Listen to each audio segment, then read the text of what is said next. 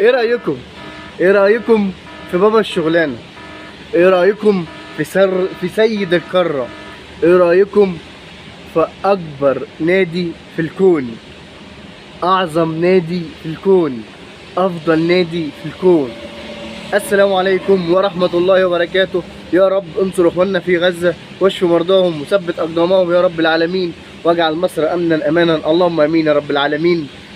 حلقة نارية، حلقة فيها اثارة، حلقة فيها سعادة بفوز النادي الاهلي على البنك الاهلي بجدارة، باستحقاق، بعزيمة، مع الاهلاوي العاشق للاهلي ومحترم نادي الزمالك اللي مش موجود. النهارده يوم عالمي، النهارده يوم مؤثر في التاريخ الدوري المصري. النهارده الاهلي بيفوز على البنك الاهلي 2-1 بعد تشويق، بعد اثاره، بعد يعني قاعدين على اعصابنا، بعد توتر ان الماتش هينتهي بالتعادل. ولكن في ظل كل هذا التوتر، في ظل كل هذا الجمهور اللي قاعد على اعصابه، كل الجمهور مقتنع ومؤمن بالله ومؤمن باللعيبه انها هتفوز، انها هتجيب الجون في البلس، انها هتنتصر، ان الدوري هيكون اهلاوي. ما ينفعش يكون الدوري ده يضيع من ايد النادي الاهلي ده، اللي هو هيبقى افضل واطعم واحسن والذ وامتع دوري في تاريخ الكرة المصرية. دوري فيه عدة مشاكل كتير قوي، في انسحابات، في خصم 3 نقاط، في توترات، في شد اعصاب، في كله بيتكلم وكله بيقول دوري هنا، والدوري كان بيراميدز، وبيراميدز كانت فارقه ب6 نقاط، وبيراميدز كانت فارقه ب9 نقاط، والدوري بيراميدز الدوري مش عارف ايه، وتنقلب الايات كلها وتنقلب الموازين كلها، والاهلي يجي من بعيد ويقول لهم وسع وسع وسع، البطل وصل، بابا الشغلانه حضر وجه وتربع على صدارة الدوري، والدوري احمر تاني، بدل ما كان ازرق بقى احمر.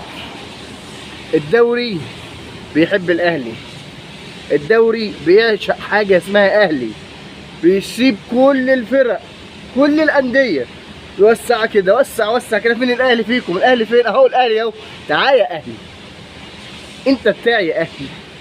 ما ينفعش يا اهلي تطلع من الموسم ولا حاجه، لازما اجي واقعد عندك. اشمعنى اللعيبه كلها بتهرب من جميع انديه اوروبا، من جميع انديه افريقيا، وبتيجي عندك؟ يبقى انا انا ما اجيش عندك انا كمان؟ لا طبعا يا اهلي، انا بتاعك يا اهلي وانت بتاعي. النهارده هدف ولا اروع ولا اجمل من امام عاشور بيفتتح بيها المباراه، من اسيست لبن شرقي اللي كان حاسس ان هو تايه النهارده في الملعب، حاسس ان هو فاقد الشغف، حاسس ان هو فاقد التركيز. ولكن اسيست لامام، امام بيستلمها على يمينه ويسددها على شماله، كوره وجون يتاخد فيه البوشكش، جون بوشكش، مفيش اي حارس يعرف يصده. كوره صعبه على حارس المرمى بلعوطي ولا كان اسمه ايه، كوره وجون صاروخي. ولكن نتصدم، ولكن نتضايق من اداء الدفاع الاهلي، نتضايق من غفله النادي الاهلي، غفله دفاعات النادي الاهلي، توهان الدفاع. نقطه ضعف النادي الاهلي وهو الدفاع وحراسه المرمى. ان الكوره يكون سببها الدفاع وعلى رأسهم كوكا في الباك الشمال، يجي يون النور يدخل الجون بكل بساطة بكل أريحية في الشناوي. ده غلط، ده غفله. ده الاهلي لازما يفور منظومه الدفاع بتاع النادي الاهلي دي من اول الباك اليمين لحد الباك الشمال والسرد باكات، علشان الاهلي يعرف يقف على رجليه، وعلى راسهم محمد الشناوي اللي ما زلت وبقول بعد احتراما له واحتراما لتاريخه وان هو حارس مصر الاول وحارس منتخب مصر، لازم يريح شويه، لازم يحس ان المركز بتاعه فيه خطوره، لازم يحس ان فيه وراه اسد بيحاربه على الماتش، بيحاربه على المركز بتاعه. لازم الشناوي يقعد شويه. واديتكم قبل كده مثل عصام الحضري لما خد مقلب في نفسه ايام مانويل جوزيه وكان هو كابتن الفريق وكان بيستعبط واداؤه بقى زفت واسلوبه زفتين. مانويل جوزيه قال له اقعد لما اشترى حارس مرمى مش فاكر اسم حارس المرمى، وقعد عصام الحضري علشان حارس المرمى اللي اشتراه. وعصام الحضري اتأدب ورجع لمستواه تاني. المفروض الشناوي يتعمل معاه كده، المفروض يحس ان في خطوره على مكانه، يحس ان في مصطفى شوبير وراه هياخد منه المركز، هيقعده، هيتسبب في اعتزاله، فيرجع تاني لمستواه، مستوى محمد الشناوي الاخطبوط بتاع النادي الاهلي. كان لازم.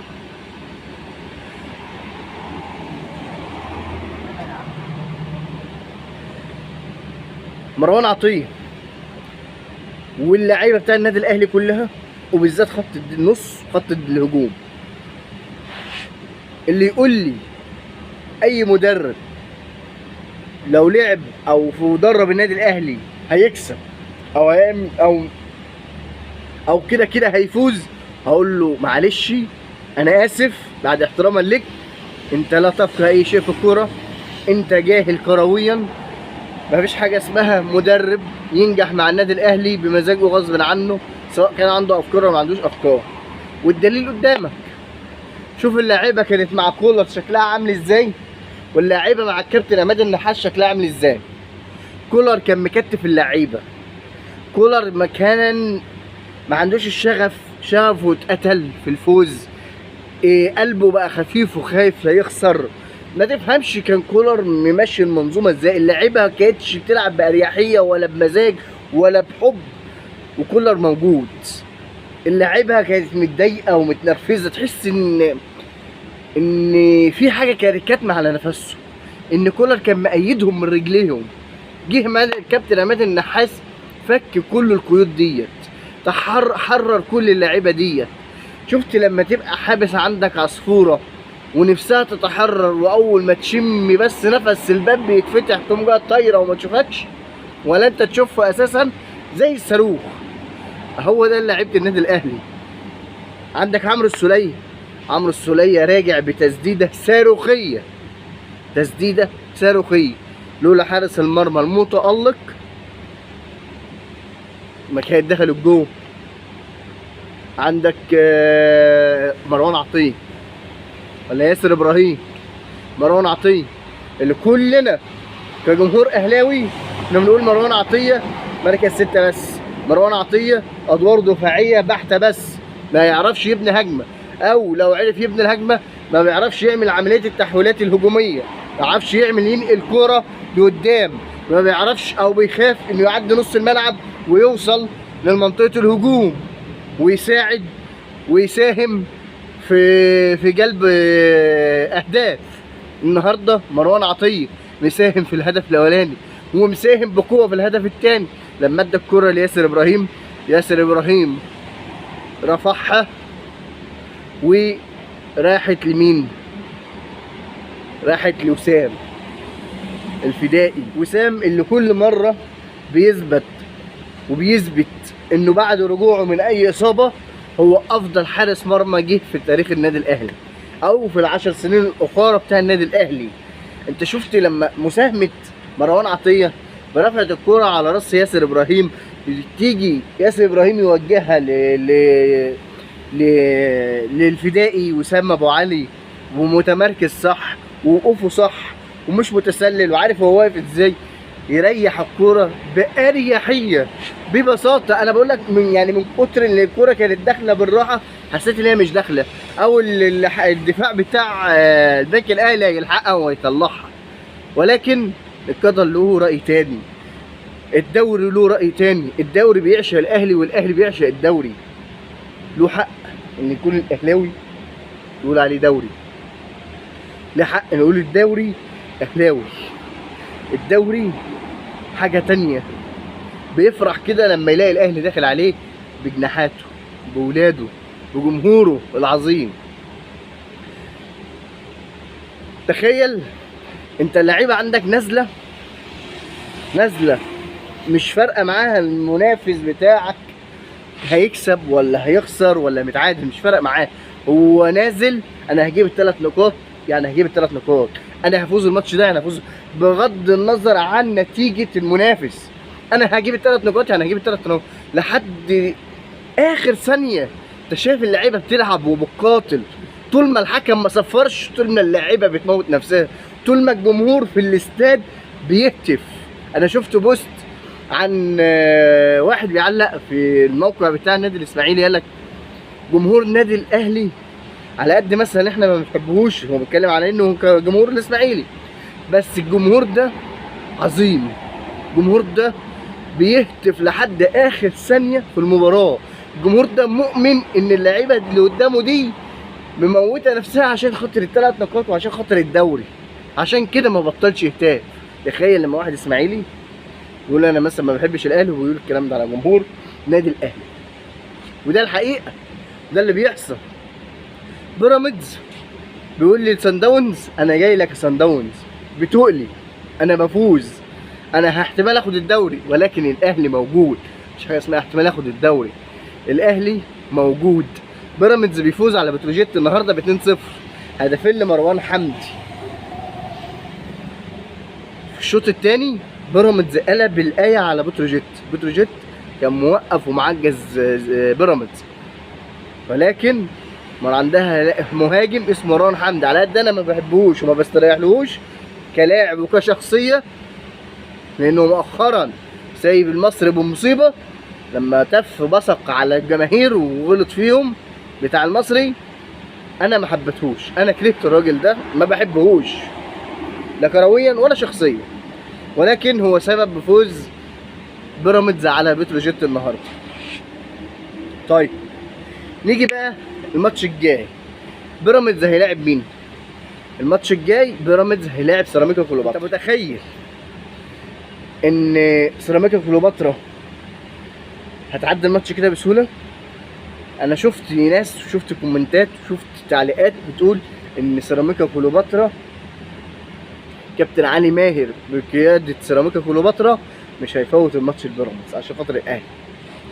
كابتن علي ماهر عامل زي الاهلاوي، هو اهلاوي بس بيفكر تفكير الاهلاوي، انا بلعب عشان خاطر 3 نقاط، بغض النظر بقى الاهلي ولا ياخد الدوري بيراميدز اللي ياخد الدوري، انا بلعب عشان 3 نقاط. النهارده سيراميكا بتقتل حلم جمهور نادي المصري البورسعيدي انه يخش الكونفدراليه، بيفوز على المصري برباعيه، بيقسو على المصري بنتيجه صعبه قوي تخش في النادي المصري. النادي المصري ده كان مع الكابتن علي ماهر كان اسطوره في الدوري المصري، كان قوي مؤخرا، ولكن انا مش عارف ايه سبب الخلاف وراح سيراميكا. ولما مسك سيراميكا شوف الكابتن علي ماهر عمل ايه، عشان تعرف يا اللي بتتكلم يقول لك المدرب مش كل حاجه، لا المدرب كل حاجه. شوف سيراميكا قبل الكابتن علي ماهر وسيراميكا بعد الكابتن علي ماهر، سيراميكا ديت عامله زي فوتشر في اول موسم ولا ثاني موسم لما كانت بتروح الكونفدراليه، سيراميكا عامله زي المصري لما كان الكابتن علي ماهر ماسك المصري بيدربه ودخل بيه الكونفدراليه. شوف سيراميكا عامل ازاي، يعني تفرق، يعني الكابتن علي ماهر والاهلي واولاده مدرسه تدرس، مدرسه تدرس. كابتن علي ماهر بالسيراميكا عامل دوري محترم، عامل دوري قوي. الماتش الجاي قدام بيراميدز هيبقى صعب قوي قوي قوي وتقيل قوي قوي على بيراميدز. كابتن علي ماهر مش هيسمي، اللعيبه معاه سكواد قوي، سكواد الدكه بتاعت السيراميكا مش موجوده عند الاساس بتاع الزمالك. فينك بقى يا زمالك دلوقتي؟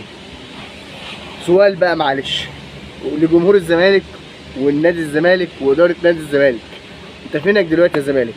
انت طول الموسم عمال تدور على خصم الثلاث نقاط، عمال تدور ازاي توقع النادي الاهلي ما ياخدش البطوله دي، عمال تدور على توأمة بيراميدز عشان تعطل النادي الاهلي في الدوري وتاخد مقابلها فلوس لتفعيل بند الشراء بنتائج، فلوس بعد خسارتك قدام بيراميدز 1-0 تاخد فلوس بعدها بيومين تدفع فلوس بطيب وباتشيكو. انت التوأمة بتاعتك من وجهة نظرك فلوس؟ طب والبطولة وشرفك في منافستك على بطولة الدوري فين؟ توأمتك مع نادي بيراميدز استفدت منها ايه؟ فاكر ماتش السوبر لما انت اعترضت على عقوبة كهربا ورفضت انك تروح تلعب ماتش السوبر هنا في الامارات قدام الاهلي، وانت كنت متفق مع بيراميدز انك محدش لا انت ولا هو يروح، وبيراميدز قال لك تمام مانيش رايح، وبعد كده غفلك وراح لاعب الاهلي والاهلي كسب بيراميدز. ده نقطة من النقط، بحر نقط.